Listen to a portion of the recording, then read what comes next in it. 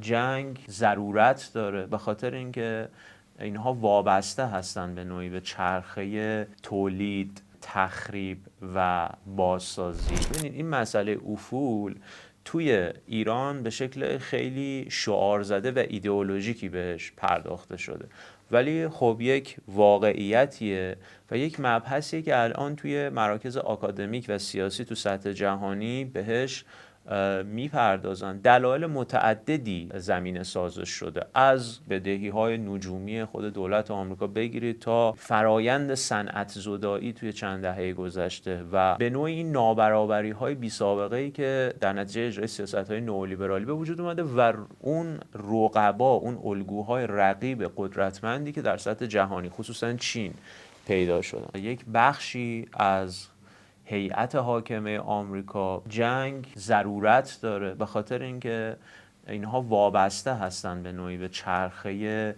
تولید، تخریب و بازسازی. معتقدم که این مسئله مازاد توی سرمایه‌داری نقش اساسی داره در فهم این پدیده و هم در رویکرد ما. ما نباید فراموش کنیم که جنگ جهانی اول و جنگ جهانی دوم اساساً علل مبنایش همینها بود دیگه. یک کشوری مثل آلمان که دیر توسعه پیدا کرده بود، فاقد فضای حیاتی لازم بود و اون کهنه استعمارگرها مثل انگلستان و بریتانیا هم ممانعت میکردن از اینکه بازار لازم برای صدور سرمایه و کالا در اختیارش قرار بگیره.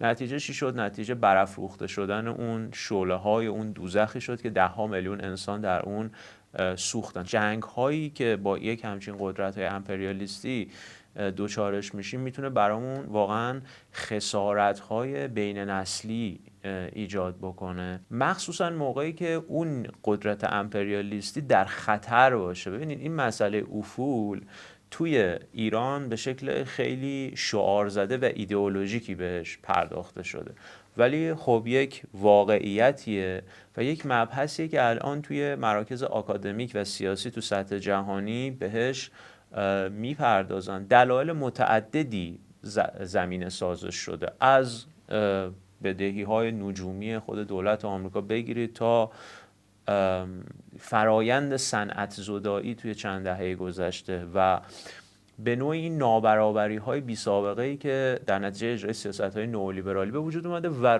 اون رقبا، اون الگوهای رقیب قدرتمندی که در سطح جهانی خصوصا چین پیدا شدن.